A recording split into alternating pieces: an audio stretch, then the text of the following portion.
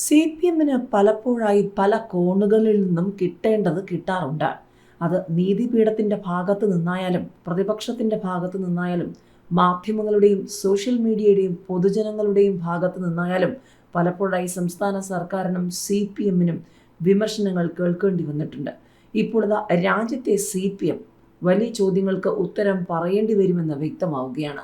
Palestine ഐക്യദാർഢ്യം ചെയ്യുമ്പോൾ സ്വന്തം രാജ്യത്തോടു കൂടി അല്പം സ്നേഹം കാണിക്കൂവെന്ന് CPM-നോട് ബോംബെ കോടതി വ്യക്തമാക്കിയിരിക്കുകയാണ്. അല്പം ദേശസ്നേഹം കൂടുതലാകാം എന്ന് തന്നെയാണ് CPM-നോട് വ്യക്തമാക്കുന്നത് എന്നാണ് സോഷ്യൽ മീഡിയ ഇതിന് പിന്നാലെ പറഞ്ഞിരിക്കുന്നത്. ഗാസയ്ക്ക് വേണ്ടി വിലപിച്ച CPM-നോട് വ്യക്തമായി ചിലതൊക്കെ പറഞ്ഞിരിക്കുകയാണ് കോടതി. വിദേശ രാജ്യങ്ങളിലെ പ്രശ്നങ്ങളിൽ ഇടപെടുന്നതിന് പകരം സ്വന്തം രാജ്യത്തെ പ്രശ്നങ്ങൾക്ക് പരിഹാരം കാണാൻ ശ്രമിക്കാൻ CPM-നെ ബോംബെ ഹൈക്കോടതി ഉപദേശിച്ചു. പലസ്തീൻ ഐക്യദാർഢ്യ റാലിക്ക് മുംബൈ പോലീസ് അനുമതി നിഷേധിച്ചതിനെ ചോദ്യം ചെയ്ത CPM സമർപ്പിച്ച ഹർജി പരിഗണിക്കവെയാണ് ബോംബെ ഹൈക്കോടതി CPM-നെ ഉപദേശിച്ചത്. All India peace and solidarity ഓർഗനൈസേഷന്റെ നേതൃത്വത്തിൽ കഴിഞ്ഞ മാസം 17-ന് നടത്താനിരുന്ന റാലിക്കാണ് മുംബൈ പോലീസ് അനുമതി നിഷേധിച്ചത്. രാജ്യസ്നേഹികളാണെങ്കിൽ ഇന്ത്യയിലെ മലിനീകരണം, പ്രളയമടക്കമുള്ള പ്രശ്നങ്ങളിൽ ഇടപെടണമെന്നും കോടതി പറഞ്ഞു. CPM നൽകിയ ഹർജി കോടതി തള്ളുകയും ചെയ്തു. സ്വന്തം രാജ്യത്തെ സ്നേഹിക്കാനും കോടതി CPM-നെ ഉപദേശിച്ചു. പലസ്തീൻ വിഷയത്തിലെ നിലപാട് രാജ്യത്തിന്റെ വിദേശ ബന്ധങ്ങളെ എങ്ങനെയാണ് ബാധിക്കുന്നതെന്ന് പാർട്ടിക്ക് മനസ്സിലാകുന്നില്ലേ എന്നും കോടതി ചോദിച്ചു. വിദേശ നയത്തിന് എതിരാണെങ്കിൽ കൂടി പൗരന്മാർക്ക് പ്രതിഷേധിക്കാൻ അവകാശമില്ലേ എന്ന് CPM-നായി ഹാജരായ മിഹിർ ദേശായി ആരാഞ്ഞു. അതേസമയം കോടതി നിലപാടിനെ അപലപിച്ച CPM പോളിറ്റ് ബ്യൂറോ രംഗത്തെത്തി. കോടതിയുടേത് പക്ഷപാതപരമായ നിലപാടാണെന്ന് പോളിറ്റ് ബ്യൂറോ കുറ്റപ്പെടുത്തി. രാഷ്ട്രീയ പാർട്ടിയുടെ അവകാശങ്ങളെക്കുറിച്ചും പലസ്തീനികളോടുള്ള ജനങ്ങളുടെ ഐക്യദാർഢ്യത്തെക്കുറിച്ചും ബെഞ്ചിന് അറിയില്ലെന്നൊക്കെയാണ് പാർട്ടി കൂട്ടിച്ചേർത്തത്. കേരളത്തിലെ CPM നേതാക്കന്മാർ മുഖ്യമന്ത്രി പിണറായി വിജയനും CPM സംസ്ഥാന സെക്രട്ടറി MA ബേബിയും മന്ത്രി P രാജീവും പോളിറ്റ് ബ്യൂറോ നേതാക്കന്മാരും ജനറൽ സെക്രട്ടറി MA ബേബിയും ഒക്കെ പലസ്തീൻ അനുകൂല പരിപാടികളിൽ പങ്കെടുക്കുന്നതും അഭിവാദ്യം അർപ്പിക്കുന്നതും പലസ്തീൻ വേഷം ധരിച്ചതും ഒക്കെ രാഷ്ട്രീയ കേരളം ഒക്കെ കണ്ടതാണ്. ഇപ്പോൾ വലിയ വിമർശനങ്ങൾ തന്നെ കേൾക്കേണ്ടി വരികയാണ് CPM-ന്. CPM-നുള്ള ചോദ്യങ്ങൾ അവിടെ കൊണ്ടും തീരുന്നില്ല. കേരളത്തിൽ വിഭാഗീയത രൂക്ഷമാവുകയാണ്. പിരിച്ചുവിട്ട ഏരിയ കമ്മിറ്റി പുനഃസംഘടിപ്പിക്കാനാകാതെ നട്ടം തിരിയുകയാണ് CPM സംഘടനാ സമ്മേളനങ്ങൾ നടക്കുന്നതിനിടെ വിഭാഗീയത മൂലം പിരിച്ചുവിടപ്പെട്ട കൊല്ലം കരുനാഗപ്പള്ളി ഏരിയ കമ്മിറ്റി പുനഃസംഘടിപ്പിക്കാനായിട്ടില്ല. 8 മാസമായിട്ടും ഇരു വിഭാഗങ്ങളെയും യോജിപ്പിലെത്തിക്കാൻ സാധിക്കാത്തതാണ് കാരണം. സംസ്ഥാന കമ്മിറ്റി മുൻ അംഗം സൂസൻ കോടി, ജില്ലാ കമ്മിറ്റി മുൻ അംഗവും DYFI മുൻ സംസ്ഥാന പ്രസിഡന്റുമായ PR വസന്തൻ എന്നിവർ ഇരുപക്ഷങ്ങളായി നിലയുറപ്പിച്ച വിഭാഗീയ പ്രശ്നമാണ് പിരിച്ചുവിടലിൽ എത്തിയത്. ജില്ലാ സെക്രട്ടേറിയറ്റ് അംഗം T മനോഹരൻ കൺവീനറായ 8-അംഗ അഡ്ഹോക് കമ്മിറ്റിക്കാണ് ചുമതല കൈമാറിയത്. നിലവിലെ സ്ഥിതി സംബന്ധിച്ച് അഡ്ഹോക് കമ്മിറ്റിയിൽ നിന്ന് സംസ്ഥാന നേതൃത്വം റിപ്പോർട്ട് തേടിയിട്ടുണ്ട്. സമ്മേളന സമയത്ത് പാർട്ടി ഓഫീസിലേക്ക് പ്രകടനം നടത്തുകയും സംസ്ഥാന കമ്മിറ്റി അംഗങ്ങളെ പൂട്ടിയിടുകയും ചെയ്ത സംഭവത്തിന്റെ വിശദാംശങ്ങളും ആരാഞ്ഞിട്ടുണ്ട് എന്നാണ് വിവരം. തദ്ദേശ തിരഞ്ഞെടുപ്പിന് മുന്നോടിയായി നടത്തിവരുന്ന ശില്പശാലകളിൽ സ്ഥിരം ഏരിയ കമ്മിറ്റി വേണമെന്ന ആവശ്യം ഉയരുന്നുണ്ട്. പരസ്യമായി പ്രകടനം നടത്തിയവർക്കെതിരെ നടപടി വേണമെന്ന് ജില്ലയിൽ നിന്നുള്ള ചില സംസ്ഥാന കമ്മിറ്റി അംഗങ്ങൾ ആവശ്യപ്പെട്ടിട്ടുണ്ട് എന്നാണ് സൂചന. എന്നാൽ നടപടി ഒഴിവാക്കാൻ ജില്ലാ നേതൃത്വത്തിൽ തന്നെ ചിലർ ശ്രമിക്കുന്നുമുണ്ട്. സംസ്ഥാനത്തെ CPM-ന് നേരെ ചോദ്യങ്ങൾ ഉയർത്തിക്കൊണ്ട് നിരവധി പേർ രംഗത്ത് വരികയാണ്. ഗോവിന്ദചാമിയുടെ ജയിൽ ചാട്ടം VS-നെ വിസ്മൃതിയിൽ തള്ളാനുള്ള 1-ാം നമ്പർ ഗൂഢാലോചന എന്ന PV അൻവർ. ഗോവിന്ദചാമിയുടെ ജയിൽ ചാട്ടം VS-നെ വിസ്മൃതിയിൽ തള്ളാനുള്ള 1-ാം നമ്പർ ഗൂഢാലോചന മാത്രമാണെന്ന് PV അൻവർ. മാധ്യമ ഹാൻഡിലുകളിൽ നിന്നും ജനങ്ങളുടെ ഹൃദയത്തിൽ നിന്നും VS-നെ മായ്ച്ചു കളയാൻ അവർ ആലോചിച്ച വഴിയാണ് ഗോവിന്ദചാമിയുടെ ജയിൽ ചാട്ടമെന്ന് അൻവർ ഫേസ്ബുക്കിൽ കുറിച്ചു. നൂറ്റാണ്ടിന്റെ കമ്മ്യൂണിസ്റ്റ് VS വിസ്മൃതിയിലാവും എന്ന പകൽക്കിനാവ് കാണുന്നവർ എത്ര വിഡ്ഢികളാണെന്നും അദ്ദേഹം പരിഹസിക്കുന്നുണ്ട്. ഗോവിന്ദചാമിയുടെ ജയിൽ ചാട്ടം കഥയും തിരക്കഥയും എന്ന തലക്കെട്ടോടെയാണ് കുറിപ്പ് എഴുതിയിരിക്കുന്നത്. അൻവർ കുറിച്ചിരിക്കുന്നതിൽ ചില കാര്യങ്ങൾ ഇങ്ങനെയാണ്. VS-ന്റെ വിയോഗം പത്രമാധ്യമങ്ങളുടെ സ്പേസ് അത്രയും കവർന്നെടുത്തു.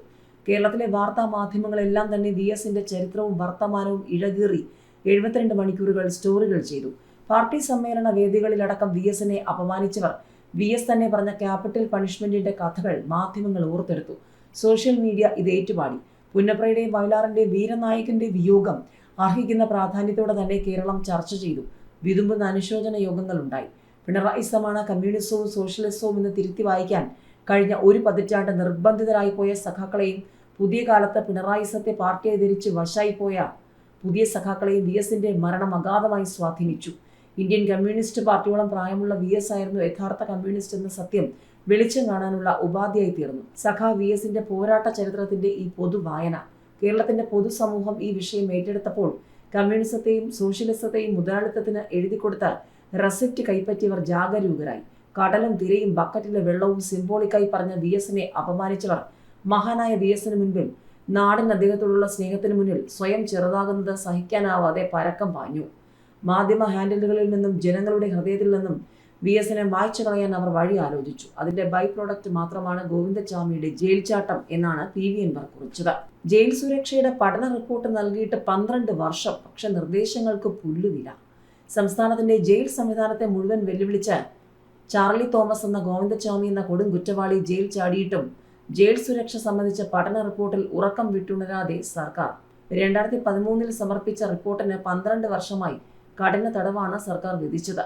നടപടികൾ ഉണ്ടാകുന്നില്ല, പ്രശ്നങ്ങൾ ഉണ്ടാകുമ്പോൾ മാത്രം ഉറപ്പുകൾ എന്നാണ് വിമർശനം, പരിഹാസം. അവിടെ കൊണ്ടും തീർന്നില്ല. സംസ്ഥാന സർക്കാരിന്റെ സിസ്റ്റത്തിലെ വീഴ്ചകൾ സർക്കാരിന് വലിയ പ്രതിസന്ധിയാവുകയാണ്. 2 മാസത്തിനിടെ ഗുരുതര വീഴ്ചകളാണ്. സർക്കാരിന്റെ അവസാന വർഷം തിരിച്ചടികളുടെ കാലമാണ് സർക്കാരിന്. 5 വർഷ ഭരണത്തിന്റെ അവസാന ലാപ്പ് ഓടുന്നതിനിടെ തുടർച്ചയായ വീഴ്ചകൾ സർക്കാരിന് പ്രതിസന്ധിയാകുന്നു.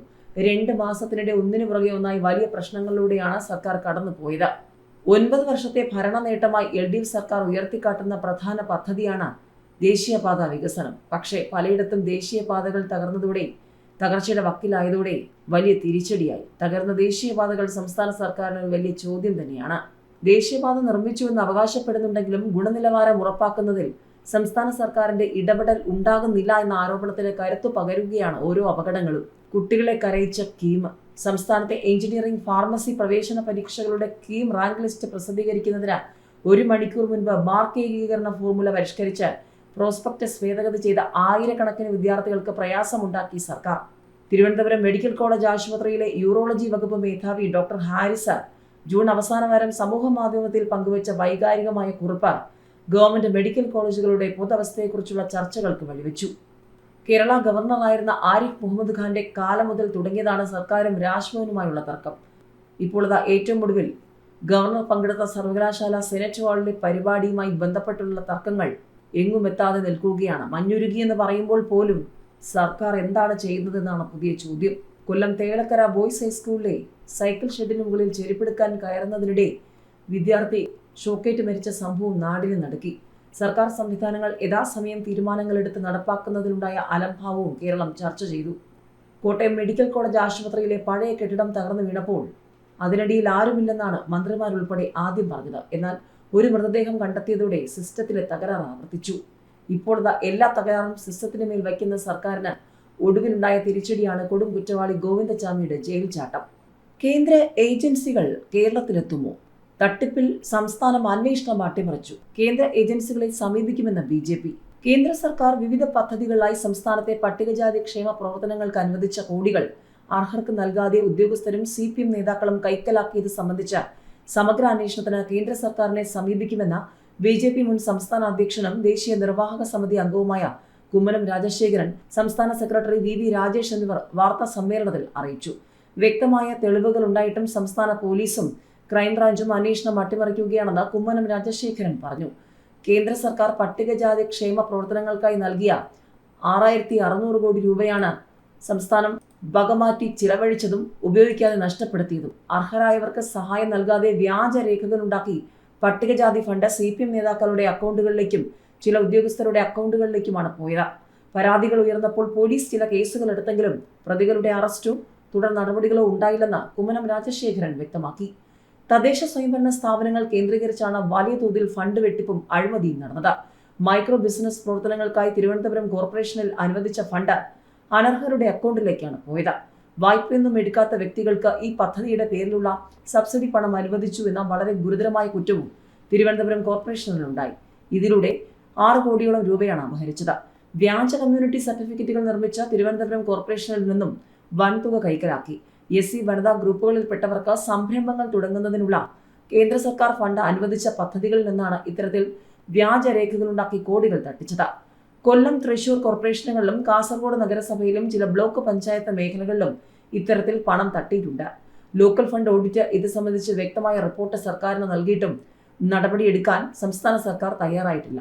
കാരണം പണം തട്ടിച്ചത് CPM നേതാക്കളോ അവരുമായി ബന്ധപ്പെട്ട ഉദ്യോഗസ്ഥരോ ആണ്. ഡിവൈഎഫ്ഐയുടെ ഉന്നത നേതാവിന്റെ പിതാവിന്റെ അക്കൗണ്ടിലേക്ക് തുക കൈമാറ്റം ചെയ്തെന്നും നേതാക്കൾ പറഞ്ഞു. പട്ടികജാതി വിഭാഗങ്ങളോട് സംസ്ഥാന സർക്കാരിൻ്റേത് ക്രൂരമായ സമീപനമാണെന്ന് കുമ്മനം രാജശേഖരൻ പറഞ്ഞു. തട്ടിപ്പിന്റെ പുറത്തുവരുന്ന വിവരങ്ങൾ ഞെട്ടിപ്പിക്കുന്നതാണ്. വിവാഹ വായ്പാ സഹായവും പഠന സഹായവുമാണ് കൂടുതൽ തട്ടിയെടുത്തിരിക്കുന്നത്. വ്യക്തമായ തെളിവുകൾ ഉണ്ടായിട്ടും കുറ്റക്കാർക്കെതിരെ സർക്കാർ ഒരു നടപടിയും സ്വീകരിക്കുന്നില്ല. പേരിന് മാത്രം പോലീസ് കേസ് രജിസ്റ്റർ ചെയ്തെങ്കിലും ഒരാളെ പോലും അറസ്റ്റ് ചെയ്യാൻ തയ്യാറായിട്ടില്ല. ഫലത്തിൽ കേസ് അട്ടിമറിക്കുകയാണ്. ഈ സാഹചര്യത്തിലാണ് കേന്ദ്ര ഏജൻസികളെ സമീപിക്കുന്നതെന്നും കുമ്മനം പറഞ്ഞു.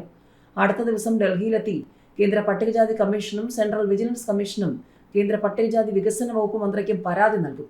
സംസ്ഥാനമൊട്ടാകെ നടന്ന കോടികളുടെ അഴിമതിയാണിത്. അതിനാൽ സംസ്ഥാന സർക്കാർ CBI അന്വേഷണത്തിന് ശുപാർശ ചെയ്യുകയാണ് വേണ്ടതെന്നും നേതാക്കൾ പറഞ്ഞു.